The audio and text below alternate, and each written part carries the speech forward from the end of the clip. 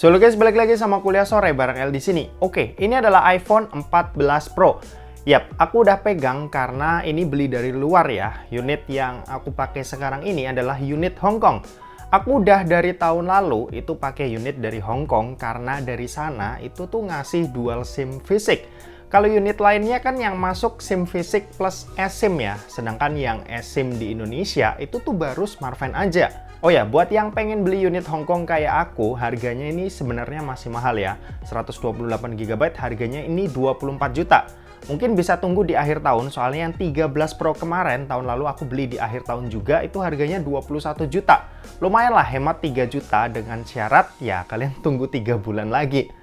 Oke, aku yakin kalian udah pada lihat review-review dari channel lain. Di sini aku perannya cuma mau ngeyakinin kalian lagi ya, dan jadi referensi juga buat yang mau beli unit Inter sekarang, terlebih unit Hong Kong kayak yang punya aku ini. Oke, buat desain jelas nggak ada perubahan yang berarti kecuali di bagian depannya, tapi itu bakal kita bahas nanti. Kita bahas yang belakangnya dulu. iPhone 14 Pro dan 13 Pro itu looks-nya masih mirip banget. Cuma beda di bump kamera aja yang lebih gede dan lebih tebal. Itu pun kalau dilihat orang juga susah ngeh ya. Tapi kalau emang udah dipegang ini beneran kerasa tebel. Jujur aja aku pribadi ini kurang suka. Efeknya jelas berasa ya buat yang suka taruh HP terlentang begini. Aku jadi berasa nggak nyaman nih karena bumpnya ini gede banget yang pastinya bikin kameranya suka bergesekan sama alas di bawahnya. Solusinya sih sebenarnya gampang ya, tinggal pakein case aja. Nah, kebetulan ini aku lagi pakai case dari Spigen yang di-manage sama Unicase, toko yang udah jadi langgananku lah kalau soal beli-beli case. Andalanku ini ada 3. Pertama ThinFit. Ini tuh case-nya simple dan desainnya slim gitu. Terus ada Ultra Hybrid yang jenisnya ini clear gini. Diklaim ini nggak gampang nguning ya. Plus di sini ada air cushion-nya juga. Jadi bisa tetap buat bergaya sekaligus tetap protektif. Sama yang terakhir ini ada Core Armor yang ada grip pattern-nya gini yang nyaman banget buat dipegang. Nah, buat yang pengen beli case kayak aku gini atau produk lainnya dari Spigen, bisa langsung aja cek link yang ada di deskripsi di bawah. Kalian juga bisa klaim voucher biar dapetin cashback ekstra dengan tulis aja Speak X sore sebelum check out. Oke, kita balik lagi ke iPhone 14 Pro. Buat varian warna ini ada 4 ya. Space Black kayak yang kita bahas sekarang, Gold, Silver, dan warna spesialnya itu Deep Purple. Cuma biasanya 6 bulan lagi Apple suka ngeluncurin warna baru buat refreshment. Kalau buat layarnya, ini yang jadi pembeda ya dari seri sebelumnya. Kalian pasti udah paham lah, si Dynamic Island. Kalau kata gadgetin sih namanya Dylan biar enak nyebutnya. Iya sih, lebih enak Dylan. Yaudah, selanjutnya kita pakai Dylan aja. Buat yang belum tahu, Dylan ini itu nggak sekedar tompel ya, tapi Apple bisa manfaatin ini biar kerasa lebih interaktif. Yap, ini kekurangan dari tompel selama ini. Cuma Apple tahu cara biar kelihatan lebih asik lagi buat dipakai.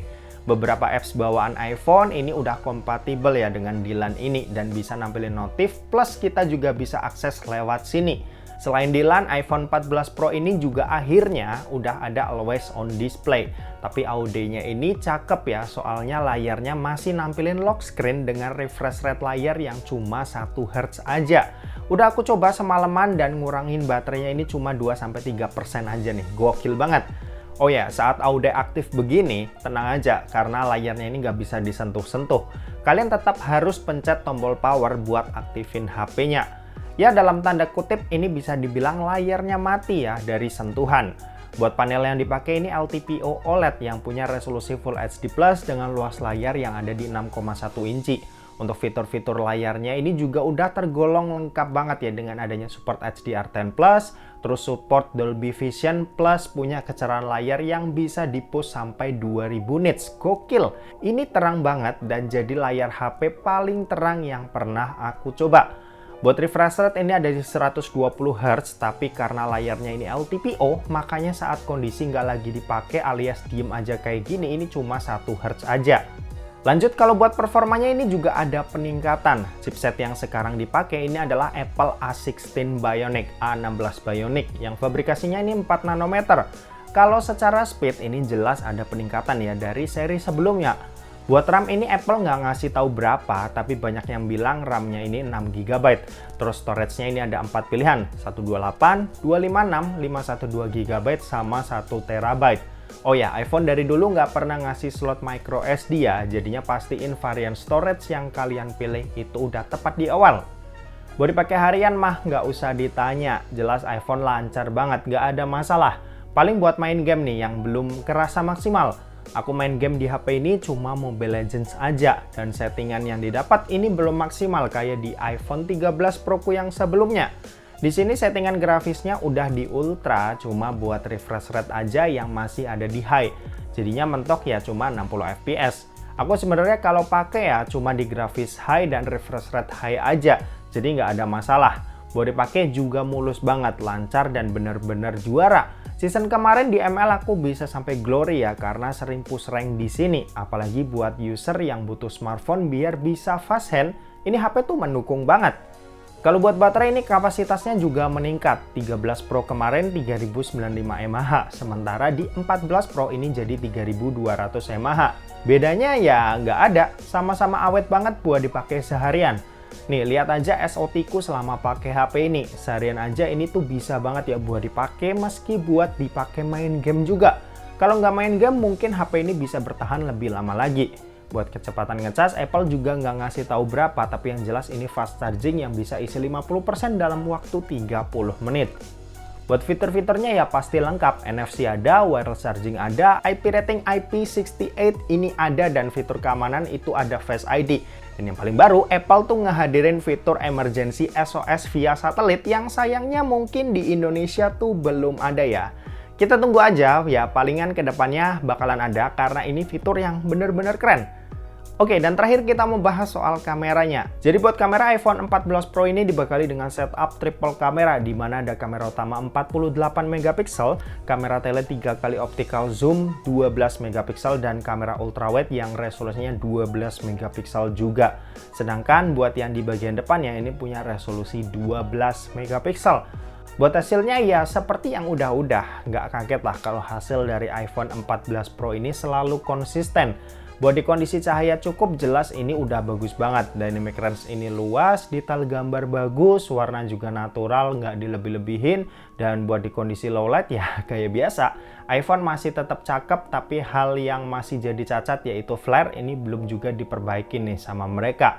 Agak ganggu sih, cuma yang udah kebiasa mungkin bakalan nggak keganggu ya. Justru ini udah jadi filter yang spesial ada di iPhone.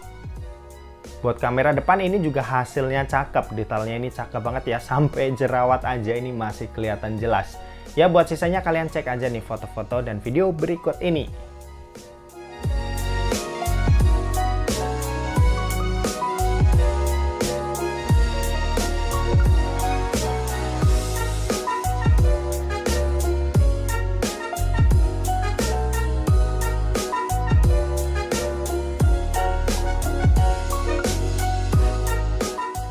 Oke, ini contoh perekaman video dari iPhone 14 Pro pakai resolusi Full HD 30 fps. Ini lensa utama dan sekarang kita pindah ke ultra wide. Ini ultra wide-nya seperti ini. Oke, kita balik ke utama lagi. Kita coba kali dua. Kali duanya ini digital ya. Jadi lensa ini tuh cuma ada lensa utama, ultra wide sama yang kali 3. Nah, ini yang kali 3 kayak gini. Ini yang kali 2, kali 2-nya digital. Kalau kita zoom maksimal kurang lebih seperti ini 9 kali. Oke, ini yang 60 fps. Di sini masih sama, bisa pindah-pindah lensa 05. Ini yang 1, ini yang 2, dan ini yang 3. Kalau ini 9. Oke, ini 4K 30 fps, hasilnya seperti ini. Di sini kita masih bisa pindah-pindah lensa. Cuman nanti kalau misal udah ganti ke 60 fps kita nggak bisa ya. Ini kalian lihat, ini 2 kali digitalnya, 1 kali, dan yang ini 3 kali, 9 kali seperti ini. Mobil di depan masih kelihatan. Ini ultra wide seperti ini. 4K 30. Ini 4K 60 fps, 0,5 kali, hasilnya seperti ini. Oke, kita matiin. Yang 1 kali lensa utamanya, yang wide-nya seperti ini, dan ini yang 3 kali, hasilnya seperti ini.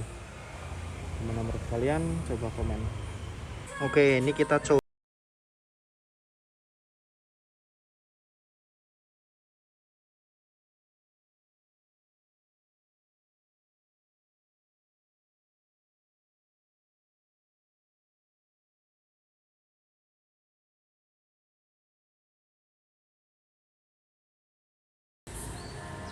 Oke, ini perekaman kamera depan Full HD 30 fps, hasilnya kayak gini.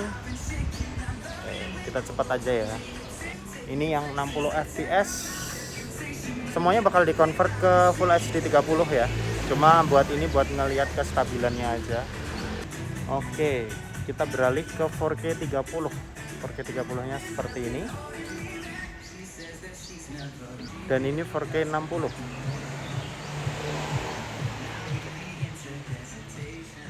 Cakep.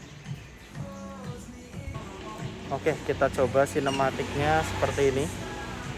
Background blurnya bisa diatur ya. Ini f2.0 seperti ini. Ini nyoba action mode sambil lari.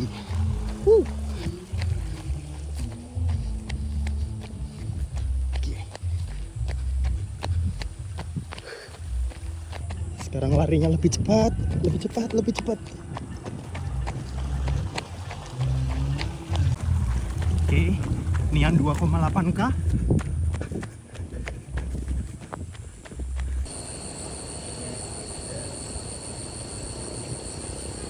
Oke, kesimpulannya jangan beli iPhone 14 Pro sekarang, kecuali duit kalian tuh berlebih atau kalian buru-buru buat dibikinin konten kayak aku gini. Mending tunggu resminya aja, soalnya harganya tuh kalau nggak salah mulai dari 18,5 juta. Tapi kalau kalian mau dual SIM fisik, ya nggak mau beli unit Hongkong kayak aku gini. Dan sekarang tuh harganya masih 24 juta. Mungkin di akhir tahun bisa ya 21 juta. HP ini jelas bagus banget sih. Cuma kalau kalian sebelumnya pakai 13 Pro nggak terlalu worth it sih buat upgrade. Upgrade-nya di performa sama kamera tuh nggak berasa meski secara spek itu ningkat. Paling yang berasa itu ada di dilannya ya. Kalau kalian pengen cobain ya udah beli aja. Dan oke, mungkin segitu aja buat video kali ini. Terima kasih buat yang udah nonton video ini. Jangan lupa buat like, komen, dan share juga ke teman-teman kalian supaya teman-teman kalian mendapatkan informasi yang bermanfaat dari kuliah sore. Oke, terima kasih buat yang udah nonton video ini sampai habis dan sampai jumpa di kuliah selanjutnya. Bye-bye.